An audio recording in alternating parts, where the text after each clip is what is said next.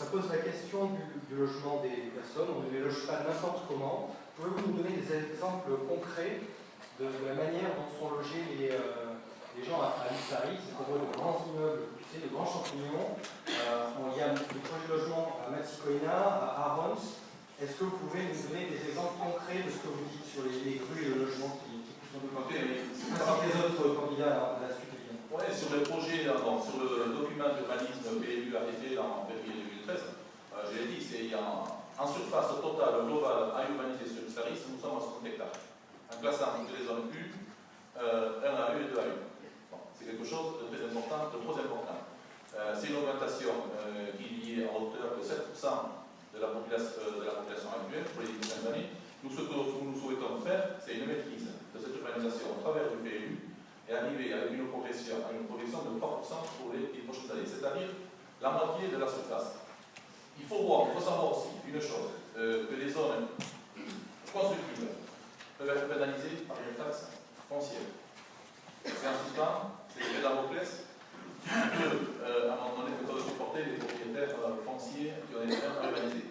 Cet effet Damoclès, en quelque sorte, c'est un risque pour la commune, de voir une explosion démographique non maîtrisée. Ouais, c'est le cas chez les autres, si vous faites le nom de la tête, on ne voit pas la radio, mais le nom de la tête, vous n'êtes pas d'accord? Non, je ne peux pas accepter des contre-vérités. Le PLU a été en bénéficiation de l'État.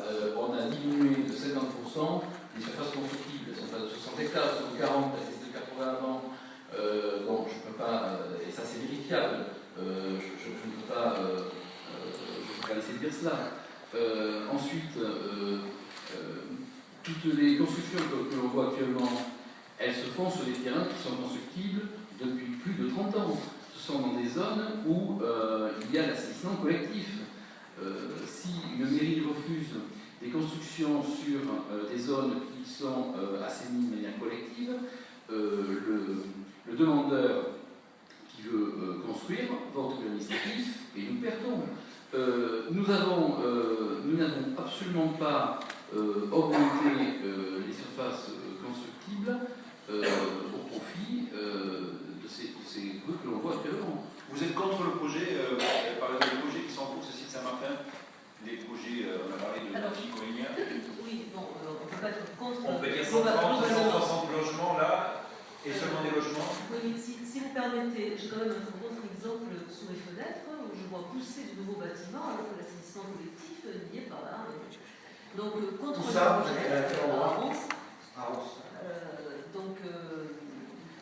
contre les projets, non, il y a beaucoup de jeunes, comme vous l'avez dit au début, il faut bien que ces jeunes couples puissent se loger, donc il faut faire la promotion de logement et en particulier du logement social. 11%, c'est pas assez, c'est un chiffre découvert il y a 2 ans tout juste. Il faut faire quoi alors? Il faut construire donc. Oui, il faut construire pas n'importe où, pas n'importe comment. À l'heure actuelle, on construit en dépit du bon sens, c'est-à-dire que d'abord on construit, c'est-à-dire qu'en fait on pose des cages à lapins, et ensuite, qui ne sont pas très hautes, je vous l'accorde, elles sont 2, bientôt 3 étages avec la dernière modification du PLU, et ensuite on se demande quels usages vont avoir les personnes. Tiens, s'ils ont besoin d'un jardin, zut, on n'a pas prévu. Ah, et comme ils sont excentrés à 4 km du cœur de quartier qui lui-même est à 4 km du centre-ville, ils vont avoir besoin de plusieurs voitures. Où va-t-on les garer? Il n'y a pas de parking. Bruno Carrère, l'aménagement urbain. Du bon sens. Bruno Carrère, l'aménagement urbain, c'est une priorité. Bien sûr, c'est une priorité. Et pour rebondir sur les projets qui sont en cours, donc sur 4 projets majeurs qui sont actuellement lancés sur Istalis, les 4 sont à l'initiative de la municipalité, donc Matsikoina, Mouchou-Ortobrada, Ambarons, Altia et Keboleta. Alors, contester les programmes, oui et non. Certains sont contestables à la fois sur leur emplacement, sur leur volume, sur la logique urbaine. C'est le cas de Mouchou-Ortobrada. Pour ceux qui ne connaissent pas, c'est un quartier qui est en Haut-d'Arons, qui est situé à hauteur du lotissement Métiac, où la municipalité a rendu des terrains constructibles, est en train de lancer une opération de 130 logements, en qualifiant cet espace de nouvelle centralité.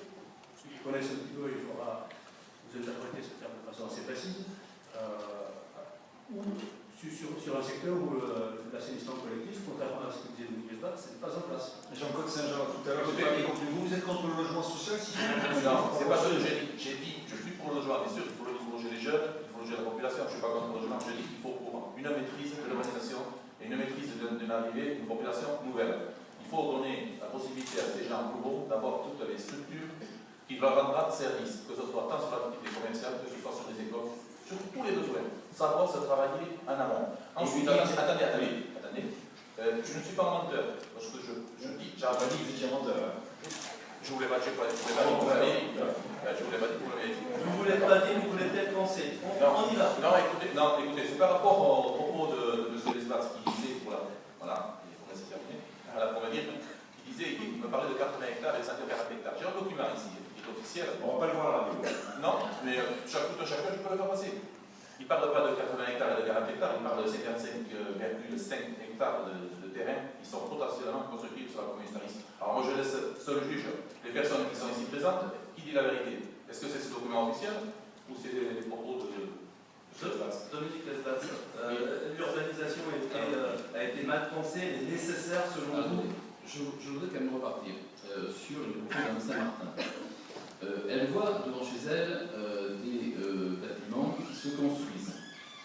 Parce que ils se construisent sur l'ancien PLU et ces terrains ont été vendus à qui? À la compagnie ouvrière du logement. Ils sont vendus à des prix très bas pour des jeunes du service. Et j'en ai encore eu un autre jour, il y a encore un T3 à vendre, je pense qu'il est intéressé. Voilà. Donc on a fait avec ce que l'on avait. Quant à Moussoukré-Borda... Oui, mais vous disiez que tout était construit là où l'assainissement existe. Je vous dis oui, non, là, ça n'existe pas, c'est tout. C'est ce que l'on voit. Ensuite, ben oui,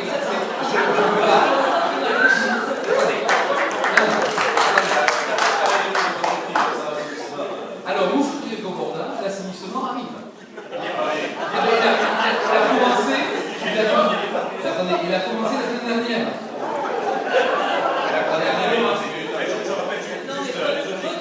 Vous mettez la charrue dans les deux, tout de même. Non. Alors, attendez. Aux aménagements avant que de construire et que les gens s'installent. Alors, vous faites attendez. des choses complètement à l'envers. Dominique Lesbat. Moi, je crois que Bien, allez-y. Moussoukré-Borda, c'est un projet avec 40 terrains. Il y a déjà 15 de demandes, alors que ça a été mis en vente par le COL, je pense, enfin, proposé par le COL il y a 15 jours. Il y a déjà 15 personnes, jeunes du service, qui ont demandé l'achat de ces terrains. Moussoukré-Borda, c'est en effet 4 hectares, sur lequel il y a 40 terrains individuels pour les jeunes du service. Bon. Ensuite, il y a une vingtaine de maisons accolées ou pas. C'est-à-dire que le COL va demander aux futurs acquéreurs s'ils veulent qu'on leur construise leur maison ou s'ils veulent avoir des terrains, davantage de terrains nus. Après, il y a des collectifs pour le logement social et il y a en gros un commerce de proximité plus une salle associative pour l'ASCA, qui sera le prioritaire, un fronton, des jeux pour enfants. Bon, maintenant, la prochaine municipalité peut très bien supprimer Moussoukré-Borda. Il suffira de dire aux jeunes, vous n'aurez pas de terrain à ce niveau-là, et puis c'est tout.